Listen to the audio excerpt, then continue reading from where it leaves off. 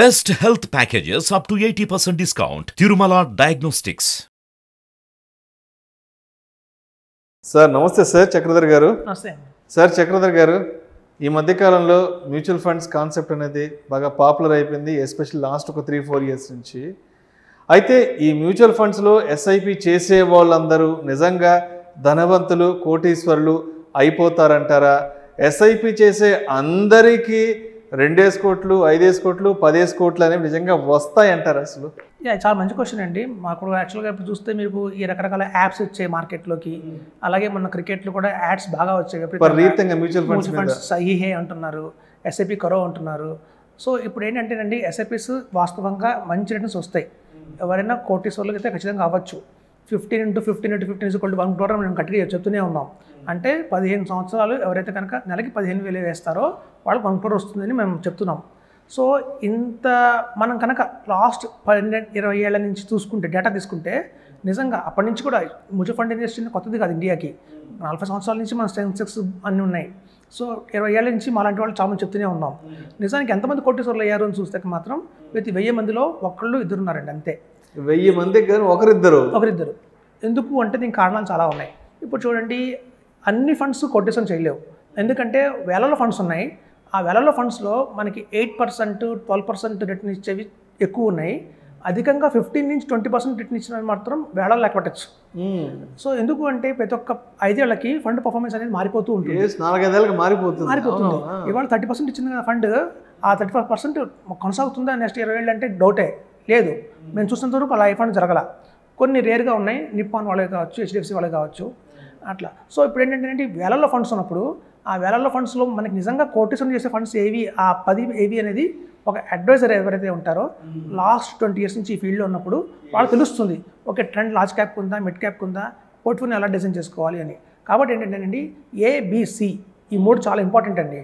నిజంగానే ఒక ఎస్ఐపిలో మనం కోటబుల్ తెచ్చుకోవాలి అంటే మాత్రం ఈ ఏబిసి అనేది చాలా ఇంపార్టెంట్ రోల్ ప్లే చేస్తాయి. అసలు అంటే ఏంటో మనం చూద్దాం. ABC formula. సో ఈ ఏ అంటే అడ్వైజర్. సో మీరు కనుక ఒక అడ్వైజర్ సహాయంతో కనుక మీరు ఇన్వెస్ట్మెంట్ చేస్తే, ఆల్రెడీ ఎవరైతే 2 సైకిల్స్ చూసారో, చూడండి, మార్కెట్ ప్రతి 7 ఇయర్స్కి ఒక సైకిల్ నడుస్తుంది. జెయింట్ వీల్ లాగానే మార్కెట్ పైకి వెళ్తుంది, మళ్ళీ కనుక వస్తుంది, పైకి వెళ్తుంది, కనుక వస్తుంది. సో అట్లా ఎవరైతే 2 సైకిల్స్ కంప్లీట్గా చూస్తున్నారో గతంలో, వాళ్ళకి ఒక అవగాహన వస్తుంది ఏ ఫండ్ హౌసెస్ ఎలా పర్ఫామ్ చేస్తున్నాయి, ఆ పర్ఫార్మెన్స్లో కన్సిస్టెన్సీ ఏంటి. ఇప్పుడు చాలామంది చూడండి, టాప్ బెస్ట్ 5 ఫండ్స్ అని కొడతారు గూగుల్లో. దానివల్ల కొన్ని ఫండ్స్ వస్తాయి. మీరు ఒక 6 నెలల మళ్ళీ కొట్టండి, ఆ ఫండ్స్ వేరే ఫండ్స్ వస్తాయి. అంటే ఇప్పుడు లాస్ట్ ఇయర్ బాగా పెర్ఫామ్ చేసి ఈ ఇయర్ చేయకపోవచ్చు, నెక్స్ట్ ఇయర్ చేయకపోవచ్చు. సో వాటికి ఏంటంటే క్వార్టల్ ర్యాంకింగ్ అంటారండి. అది చాలామంది తెలియదు. ఈ క్వార్టల్ ర్యాంకింగ్ని మనం తీసుకొని అప్పుడు ఆ క్వార్టల్ ర్యాంకింగ్ వల్ల కన్సిస్టెన్సీ తెలుస్తుంది. సో Q1 ప్రతి ఒక్క ఫండ్కి ఆ క్వార్టర్ ర్యాంకింగ్ని చూడాలి. అందులో Q1, Q2, Q3, Q4 అని 4 రకాలుగా ఉంటాయి. అందులో ఫస్ట్ ప్రతి ఒక్క Q1, Q2, Q3, Q4లో కూడా ఆ నెంబర్ 1లో కంటిన్యూ అవ్వాలి ఆ ఫండ్. దాని ర్యాంకింగ్ మళ్ళీ సపరేట్గా ఉంటుంది. ర్యాంకింగ్ 1, ర్యాంకింగ్ 2, 3, 4 ఇస్తాం. సో ప్రతి ఒక్క ఫండ్ కనుక కన్సిస్టెన్సీగా ప్రతి ఒక్క క్వార్టర్లో కూడా నెంబర్ 1లో ఉంది అంటే కనుక 90% ఆ ఫండ్ మిమ్మల్ని కొటేషన్ చేస్తుంది అనమాట. సో అట్లా క్వార్టర్ ర్యాంకింగ్ ఎలా చూస్తారు అనేది అడ్వైజర్ చూస్తారు తప్ప, జనరల్గా మనం కనుక గూగుల్లో సెర్చ్ చేస్తే ఆ ఫండ్ సంబంధించి క్వార్టర్ ర్యాంకింగ్ అనేది కనిపించడం చాలా తక్కువ. సో అది మెయిన్ ఏంటంటే ఒక అడ్వైజర్ సహాయం ఇందులో ఉండాలి. నెక్స్ట్ ఏంటంటే బిలీఫ్ ఉండాలండి. యాక్చువల్గా మేము గత 15 ఏళ్ల నుంచి ఈ ఫీల్డ్లోనే ఉన్నాం. మ్యూచువల్ ఫండ్స్లో మేము చెప్తాం, మీకు బ్యాంక్ కంటే ఒక ఫిక్స్డ్ డిపాజిట్ కంటే కూడా ఇందులో ₹1 ఎక్కువ వస్తుంది, 12% రిటర్న్ వస్తుంది. బ్యాంకులో మీకు ఆర్డీ వేస్తే మీకు వచ్చేది 8%. అట్లా మేము చాలా వాళ్ళకి చెప్తాం. వాళ్ళు నిజంగానే వస్తారు, మనం నమ్మి వస్తారు. ఎప్పుడైతే మార్కెట్లో కరెక్షన్ అయిందనుకోండి, ఆ ప్రిన్సిపల్ కూడా తగ్గిపోగానే వెంటనే మళ్ళీ బ్యాంక్ వెళ్ళిపోతారు. చూడండి, జస్ట్ ఒక 6 మంత్స్లోనే వాళ్ళ మైండ్ సెట్ మారిపోతుంది. అప్పటిదాకా బ్యాంక్ కాదు, ఇది బెంచ్ రిటర్న్ వస్తున్న వాళ్ళు కూడా ఒక్క 6 మంత్స్లో ఏదైనా కరెక్షన్ చూసారనుకోండి, భారీ ఎత్తున కరెక్షన్, నమ్మకం పోతుంది.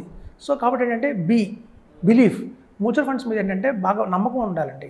ఆ నమ్మకం లేకుండా మళ్ళీ కాసేపట్టు ప్రిన్సిపల్ కూడా పోయింది కదా, మన కోటేశ్వర్లు ఎక్కడ అవుతాం, వాళ్ళ మైండ్లో వచ్చేది ఏంటంటే ప్రిన్సిపలే పోయింది, మన కోటేశ్వర్లు ఎలా అవుతాం అని పెద్ద క్వశ్చన్ వస్తుంది.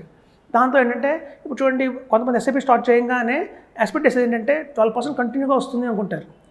మంచి పడుతుంది మార్కెట్, ప్రిన్సిపల్ కూడా తగ్గుతుంది అన్న అవగాహన రాదు.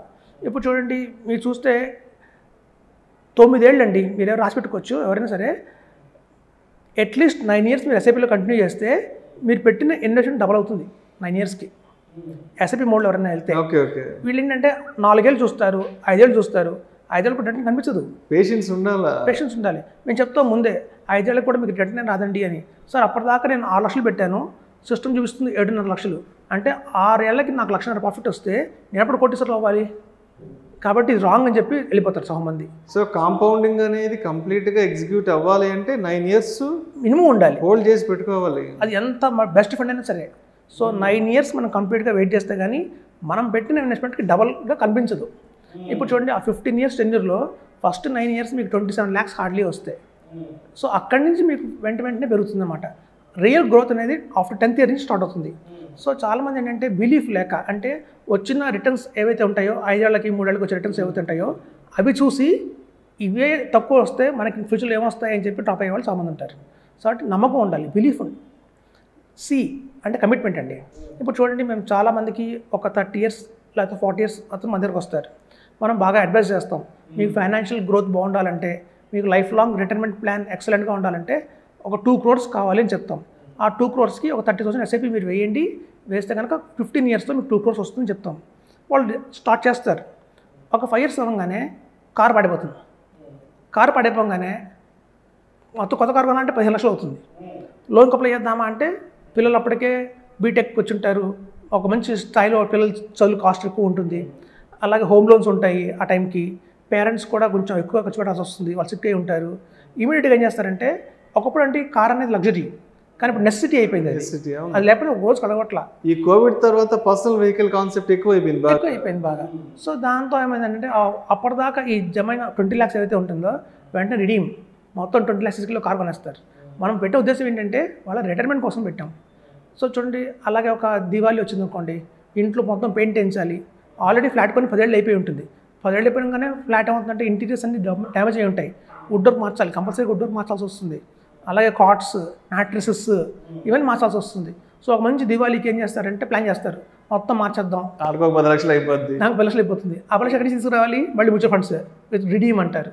సో వీళ్ళకి తెలుసు, ఒక్కొక్క జస్ట్ 8 ఏళ్ళు ఆగితే ఇది మంచి కార్పస్ అవుతుంది, 2 కోట్లు 3 కోట్లు అవుతుంది అని తెలిసినా కూడా కమిట్మెంట్ లెక్క. అంటే మనం ఏ పర్పస్ కోసం అయితే ఇన్వెస్ట్మెంట్ చేస్తున్నామో మనం కొన్నాళ్ళు మర్చిపోతాం దాన్ని, మర్చిపోయి వెంటనే రిడీమ్ కొట్టేస్తారు. కొంతమంది ఏంటంటే కోలీగ్స్ ఫారెన్ వెళ్తారు అనుకోండి, సింగపూర్ మలేషియాకి వెళ్తారు అనుకోండి, వీళ్ళు కూడా వస్తారే మనం ఒక ఫారెన్ ట్రిప్ వేద్దాం, సో మళ్ళీ రిడీమ్. సో ఏ ఒక్క సందర్భం వచ్చినా కూడా ఏంటంటే విత్డ్రా చేసేస్తారు ముందు. ఈజీగా లిక్విడిటీ అయ్యేది ఏంటంటే మ్యూచువల్ ఫండ్సే. ఇందులో మీకు ఒక ప్లస్ పాయింట్, ఇందులో మైనస్ పాయింట్ ఉంది. మనం ఎంత ఫాస్ట్గా రిడీమ్ కూడా చేయొచ్చు, అంత ఫాస్ట్గా ఇన్వెస్ట్మెంట్ చేయొచ్చు. సో కాబట్టి కమిట్మెంట్ ప్రాపర్గా లేకపోతే ఏమవుతుందంటే, అందుకే మనం అంటాం సి అంటే కమిట్మెంటే. మనం చేసిన ఇన్వెస్ట్మెంట్ ఏ పర్పస్ కోసం చేసాము. అందుకే చాలామంది చెప్పే అడ్వైసెస్ ఏంటంటే, మ్యూచువల్ ఫండ్లో ఊరికే రాకండి, ఒక పర్పస్తో రండి అంటాం. సో ఒక చిల్డ్రన్ ఎడ్యుకేషన్ ప్లాన్, లేదా ఒక చిల్డ్రన్ మ్యారేజ్ ప్లాన్, మీ సెల్ఫ్ రిటైర్మెంట్ ప్లాన్. సో ఇప్పుడు మేము ఏం చేస్తున్నామంటే ఈ కంట్రోల్ చేయడానికి వాళ్ళ ఫోటో పెడుతున్నాం. సపోజ్ ఎవరైనా రిటైర్మెంట్ ప్లాన్ కోసం వచ్చారనుకోండి మా దగ్గరికి, వాళ్ళ కోసం మేము రిటైర్మెంట్ ప్లాన్ తీసినప్పుడు ఏం చేస్తామంటే వైఫ్ అండ్ హస్బెండ్ ఫోటో దానికి అటాచ్ చేస్తాం. సో వాళ్ళకి గుర్తుంటుంది, ఓకే ఈ ఫండ్ మన రిటైర్మెంట్ ప్లాన్కి ఏదన్నా అవసరం వచ్చినప్పుడు కూడా దీన్ని మనం తీయకూడదు అని ఒక థాట్ వస్తుంది. కాబట్టి అట్లా మనం హెల్ప్ చేస్తున్నాం. సో ఎప్పుడైతే కనుక ఏబిసి, ఫస్ట్ అడ్వైజర్ సలహా ఉండాలి, తర్వాత బి బిలీఫ్ ఉండాలి, తర్వాత సి కమిట్మెంట్ ఉండాలి. ఈ 3 కనుక ఎవరైతే ఫాలో అవుతారో అండి ఖచ్చితంగా కోటీశ్వరులు అవుతారు. కాకపోతే ఈ 3 ఫాలో అయ్యే వాళ్ళు ఎంతమంది ఉన్నారంటే అవుట్ ఆఫ్ 100 వాళ్ళు 1%, 2% మాత్రమే ఉన్నారు. కాబట్టి ఏంటంటే ఈ నేను చూస్తున్న ఈ 20 ఇయర్స్లో మమ్మల్ని క్వశ్చన్ అడుగుతారు, ఎంతదాకా మీరు ఎంతమంది కోటీశ్వరులు చేశారండి ఈ ఫీల్డ్లో ఉన్నారు కదా అంటారు. ఈ 3 లేని వాళ్ళు చాలామంది ఉన్నారు. కాబట్టి వాళ్ళకి అవకాశం రాలేదు. ఎవరైతే మమ్మల్ని ఈ 3 నమ్ముకొని చేశారో మా దగ్గర ఒక 50 to 60 మెంబర్స్ మాత్రం 1 crore సంపాదించిన వాళ్ళు ఉన్నారండి ఈజీగా. వాళ్ళందరూ కూడా చాలా హ్యాపీగా ఉన్నారు. మాకు అవగాహన వస్తుంది, ఓకే ఇంతమంది ఇన్ని 100 మంది క్లయింట్స్లో కేవలం ఈ 50 మంది మాత్రమే ఎందుకు కోటీశ్వరులు అయ్యారు, తక్కిన 250 మంది ఎందుకు అవ్వలేకపోయారో మాకు ఒక డేటా ఉంది మా దగ్గర.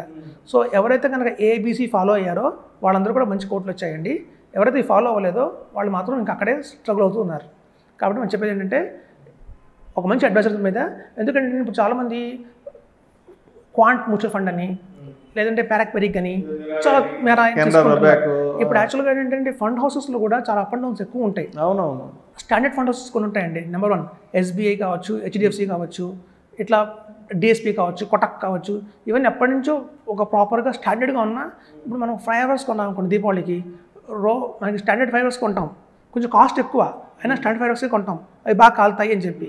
అట్లా ఫండ్ హౌసెస్లో కూడా ఏవైతే టాప్ 5 ది బెస్ట్ ఉన్నాయో అట్లాంటివి ఎంచుకుని కనుక వాళ్ళు వెళ్తే ఖచ్చితంగా కోటీశ్వరులు అవుతారండి. సో మొత్తంగా మ్యూచువల్ ఫండ్స్లో కోటీశ్వరులు కావాలి అంటే ఏబిసి ఈ ఫార్ములాని కరెక్ట్గా ఎగ్జిక్యూట్ చేసుకోవాలి. అదేవిధంగా కాంపౌండింగ్ ఎఫెక్టివ్గా పనిచేయాలి అంటే, కాంపౌండింగ్ రిజల్ట్స్ చేతికి రావాలి అంటే కనీసం ఒక 9 సంవత్సరాల పాటు ఆ ఇన్వెస్ట్మెంట్ని కదిలించకుండా ఉంటే ఎండ్ ఆఫ్ ది డే మనం అనుకున్నట్టే మంచి రిటర్న్స్ చేతికి వస్తాయి, ధనవంతులు అయ్యేదానికి అవకాశం ఉందంటారు.